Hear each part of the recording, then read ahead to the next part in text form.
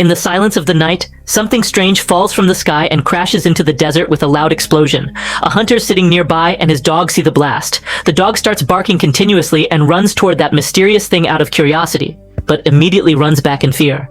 The next moment, the hunter hears a terrifying roar. He nervously loads his gun while his dog runs away. The next morning, Renee says goodbye to her dead pet chameleon. She places it on the grill and burns it, like a small funeral. Then she reminds her mother, Linda, that she has to take her to the store today because she needs to buy food for her pet snake. Linda, slightly irritated, says she doesn't like Renee's scary pets at all. Just then, Linda's boyfriend Chase comes in for breakfast. Renee ignores him, so Chase angrily says, "At least say good morning." Renee doesn't reply. But while leaving, she scratches his van in anger. At school, Renee is a lonely girl. The other kids make fun of her. During lunch, she sits with a boy named Gil, who is also an outcast. Gil tries to talk to her, but Renee just wants to eat quietly. After class, Linda comes to pick her up late. On the way, Linda asks, "How was your day?" But Renee changes the subject and says, "Why were you late again? Didn't you go to the office?"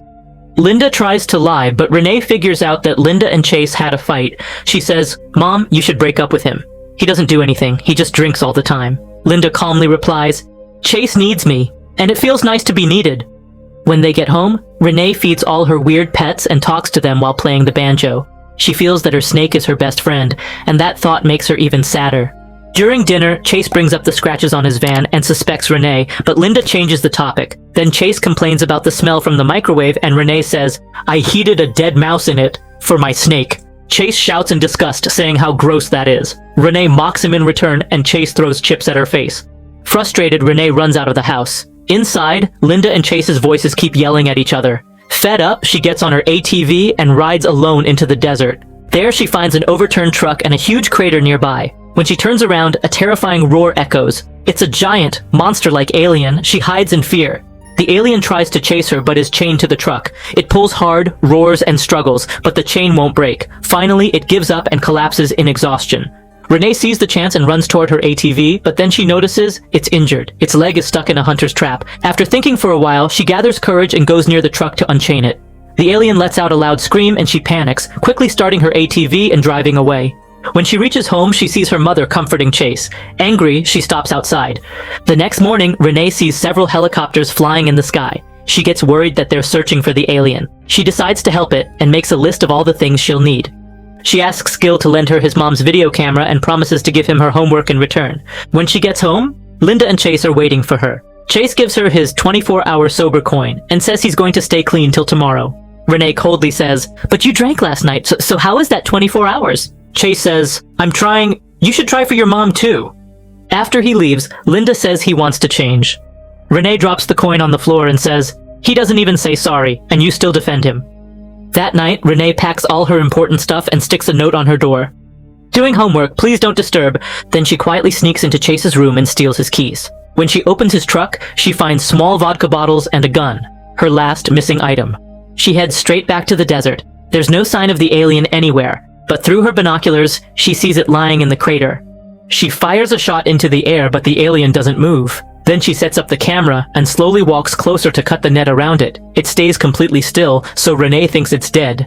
Suddenly, the alien jumps at her and drips saliva on her head. Renee freezes in fear. The alien sniffs her and then steps back. Now she sees it clearly for the first time. It's truly an alien. Renee tries to talk to it and offers it an apple, but it throws the apple away. At that moment, helicopters fly over again, and Renee tries to explain to the alien that they're dangerous too.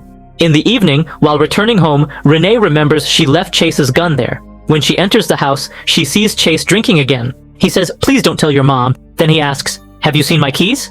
Renee innocently says, "No." She goes outside to Dane and sees the alien hiding in the bushes. Frightened, she says, "Go away from here." But the alien doesn't listen.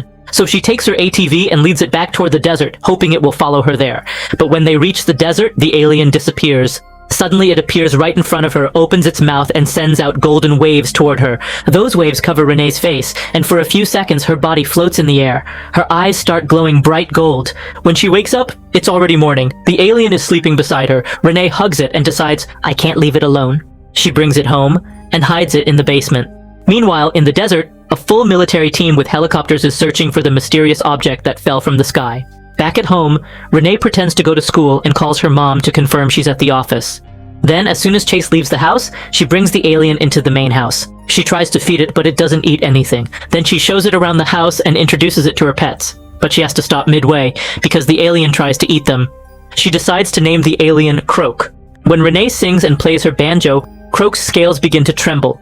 Renee thinks he's scared, so she comforts him and says she'll protect him. A little later, Linda comes home early from work because she can't handle her depression anymore. Just then, she gets a message from Chase, who sends her a picture of his 48-hour sober token. Sitting in the car, Linda starts crying, thinking maybe she's the one who isn't trying hard enough. Meanwhile, in the living room, Renee is watching TV with Croak. When she hears the sound of the door opening, she panics.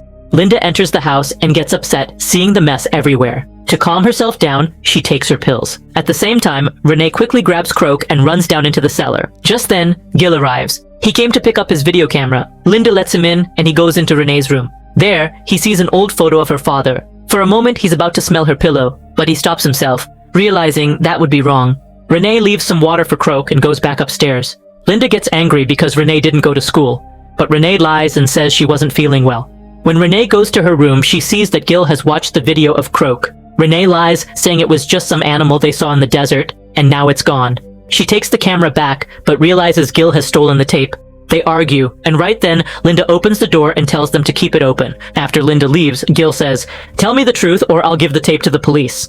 Renee, having no choice, takes him down to the cellar. Croak tries to attack Gil, but Renee stops him, saying he's a friend. When Croak smells Gil, he faints and even pees himself out of fear. After a while, when Gil wakes up, Renee covers his mouth so he doesn't scream. Then she sings to Croak to calm him down, and seeing that, Gil realizes Croak isn't dangerous. Later, Gil gives the tape back and promises he won't tell anyone, but neither of them knows that Agent Brown is taking photos of them from a distance. That evening, Renee hears noises from the cellar. She goes downstairs and plays her banjo, singing for Croak. She tells him the banjo used to belong to her father and shares some childhood memories. Then she tries to feed him, but he doesn't like anything. The next day, during lunch, Gil shares his Jurassic Park theory. Croak doesn't want pet food, he wants to hunt. At night, they both go to Hellhole Canyon and let Croak hunt. He attacks the pigs there and eats a lot.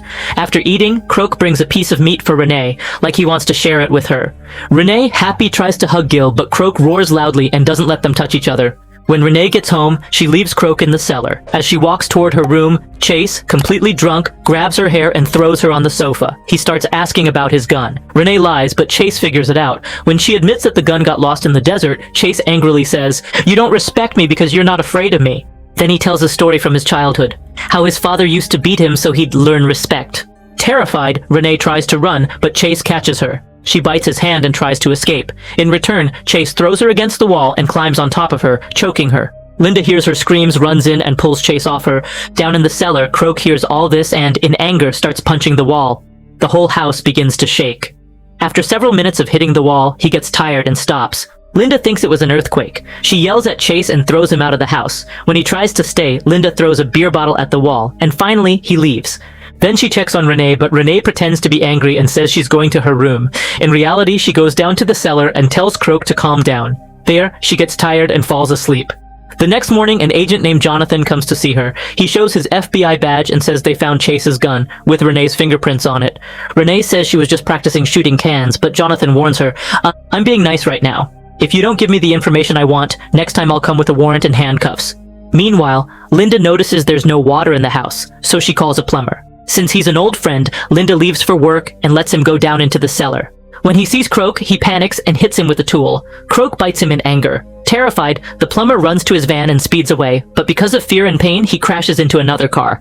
That evening, when Renee comes home, Linda tries to talk to her, but Renee starts yelling and blames her for everything. Linda breaks down and cries, saying the water pipe burst. Renee immediately runs to the cellar. There, she sees blood, both human and Croak's. She tells Croak he can't hurt people anymore and decides she can't keep him in the house now. Meanwhile, Agent Brown goes to meet Gil. At night, Renee takes her ATV and heads into the desert, letting Croak follow her. He runs so fast that he overtakes the vehicle. Gil is already waiting there. Renee tells him that she plans to hide Croak inside Chase's van and take him to a wildlife reserve where he'll be safe. To do that, she'll have to stay with Croak until they reach there. Gil says Brown came to see him and threatened that if he didn't tell the truth about Croak, his family would be deported, but he still stayed quiet. After that, Renee hides Croak inside a large box in the desert and returns home to get ready for the trip. She leaves a goodbye letter for Linda and frees all her pets. But just as she's about to get into the van, a drunk Chase shows up with a gun. He drags her out and throws her on the ground, then calls Linda inside and makes both of them sit on the sofa, so he can complain that nobody loves him. Inside the house, Chase throws the table in anger. Meanwhile, in the desert, a group of agents finds the box, but when they open it, it's empty inside. At the same time, Croak is running back to the house at full speed. Inside, Chase is beating Linda badly. Scared and crying, Linda shouts to her daughter, "Run, Renee! Run now!" Renee tries to escape, but Chase chases after her and slams her face against the van. Then he points his gun at her and shouts, "Because of you, Linda doesn't love me!" Suddenly, Croak arrives and rams Chase hard against the van, killing him instantly. Renee tries to stop Croak, but he roars loudly and runs away. At that very moment, Gil arrives and seeing Chase's dead body, throws up. He tells Renee that saving Croak now is impossible, and also admits that he already told the agents everything. Just then, Jonathan comes out of the house and shoots at the ATV's tire. Within moments, the entire agency team surrounds the house and sets up their equipment. Renee is tied to a chair, and a net-like device is placed over her head, connecting her to a computer.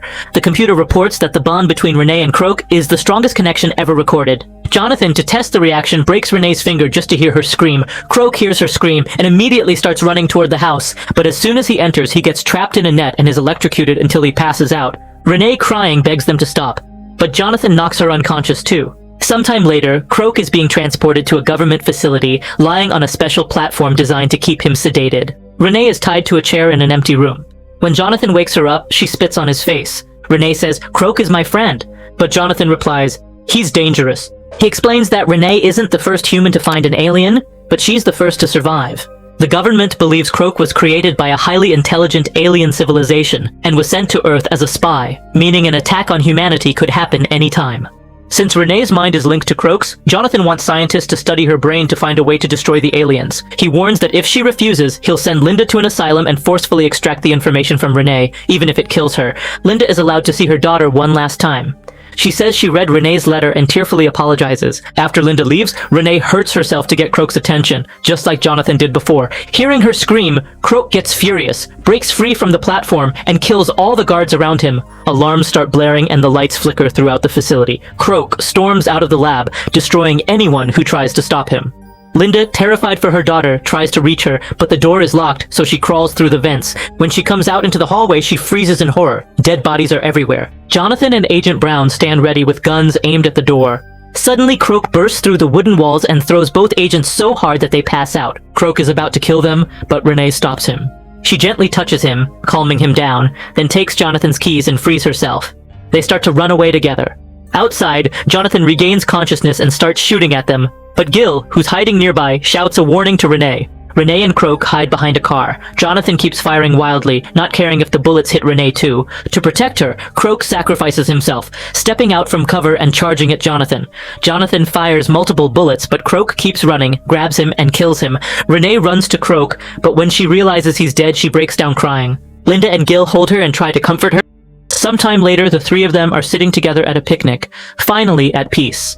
But in a government lab, scientists are still examining Croak's body. And suddenly, Croak's eyes open. So friends, I hope you liked this video. If you liked the video, then like, share, and subscribe to the channel. See you in the next video. Till then, bye.